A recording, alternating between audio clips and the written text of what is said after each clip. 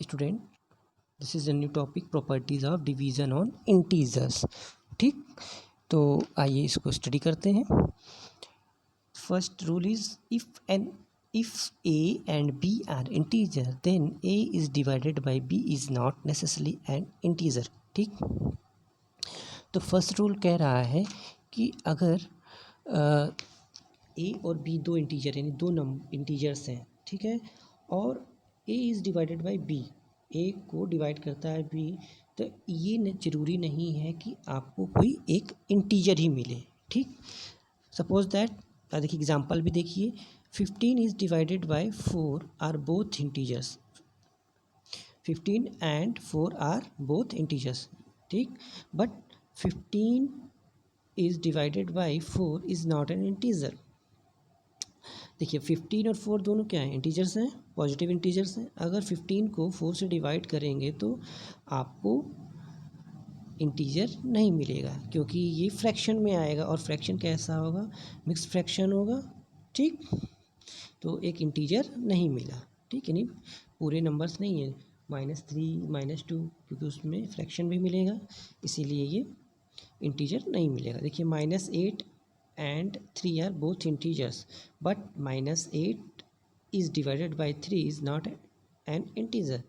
ठीक, तो अगर आप -8 को डिवाइड करें 3 से तो इंटीजर आपको नहीं मिलेगा। ओके, तो हमारा फर्स्ट रूल जो कह रहा था कि अगर दो इंटीजर्स आपने लिए हैं और एक इंटीजर दूसरे इंटीजर को डिवाइड कर रहा है, तो ज़रूरी नहीं है कि आपको इंटीजर ही मिले। ठीक, सेकेंड रूल कह रहा है कि if A is an integer and a is not equal to 0 then A is divided by A equal to 1। Means कह रहा है कि अगर ए एक इंटीजर है एंड ए 0 नहीं है, ठीक है, देन ए को ए से डिवाइड करें तो 1 मिलेगा। मतलब कोई नंबर है, आप उसी नंबर से आप डिवाइड करोगे तो आपको 1 मिलेगा। ठीक है, जैसे कि आप एग्जांपल देखो, 9 को अगर हम 9 से डिवाइड करें तो 1 मिलेगा, ये पॉजिटिव नंबर से। अगर 2 को 2 से डिवाइड करेंगे तो 1 मिलेगा।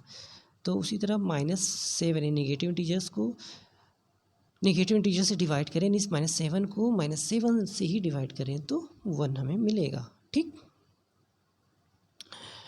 तो थर्ड प्रॉपर्टी देखिए, if A is an integer then A is divided by 1 equal to A. अगर ए एक इंटीजर है, अगर एक इंटीजर है, यानी ए इंटीजर है और उस इंटीजर को हम 1 से डिवाइड कर दें तो हमें क्या मिलेगा, सेम इंटीजर ही मिल जाएगा। ठीक है, ए मिलेगा। ठीक, जैसे 6 को अगर हम 1 से डिवाइड कर दें, यानी 6 is divided by 1, then we get 6। -3 is divided by 1 then we get -3। ठीक, तो थर्ड प्रॉपर्टी कह रही है कि अगर किसी इंटीजर को हम 1 से डिवाइड करते हैं तो हमें वही इंटीजर मिल जाएगा। ठीक, फोर्थ प्रॉपर्टी क्या कह रही है, देखिए, if A is a non zero integer. ठीक, ए जो है नॉन ज़ीरो इंटीजर, मतलब जीरो नहीं है, जीरो के अलावा जो भी नंबर है, जो भी इंटीजर है लेकिन जीरो नहीं है A, and then A is 0 is divided by A equal to 0। यानी 0 को अगर हम डिवाइड करें किसी ए नंबर से या किसी इंटीजर से जो कि 0 नहीं है तो हमें 0 मिलता है। ठीक, बट अगर हम किसी नंबर यानी किसी इंटीजर को जो 0 नहीं है उसको हम 0 से डिवाइड करेंगे तो उसका कोई मीनिंग नहीं होगा। ठीक है, that is not meaningful.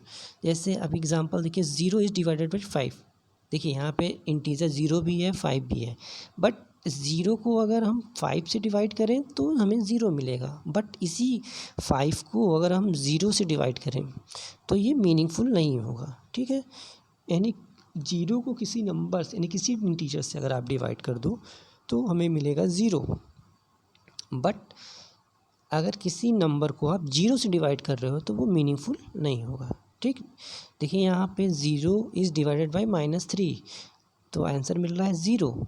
But वहीं पे आप देखो थर्ड क्वेश्चन में कि अगर 5 को हम डिवाइड कर रहे हैं 0 से, दैट इज़ नॉट मीनिंगफुल।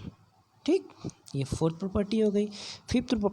तो प्रॉपर्टी देखिए, if a b c are integers then A is divided by b bracket close and then divided by C is not equal to A is divided by bracket B divided by C bracket close unless C equal to 1।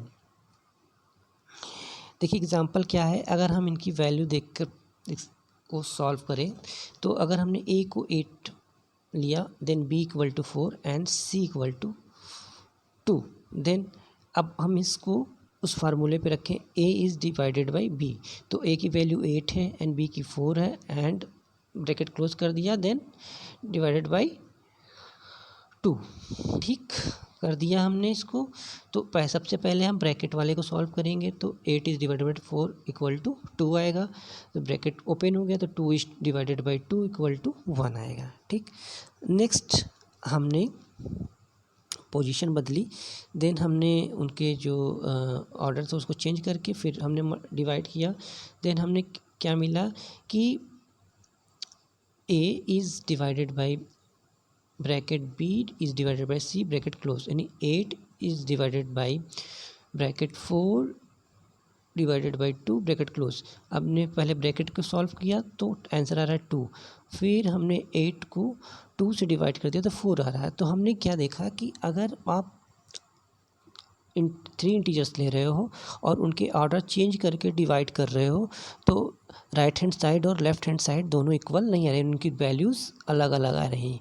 यही आपको rule 4 कह रहा है। ठीक, कि अगर आप 3 integers लोगे और उनके बीच ऑर्डर चेंज करके डिवीजन कर रहे हो तो दोनों के आंसर सेम नहीं आएंगे। ठीक, ये हो गया आपका प्रॉपर्टी जो होगी वो होगी प्रॉपर्टी 5। ठीक।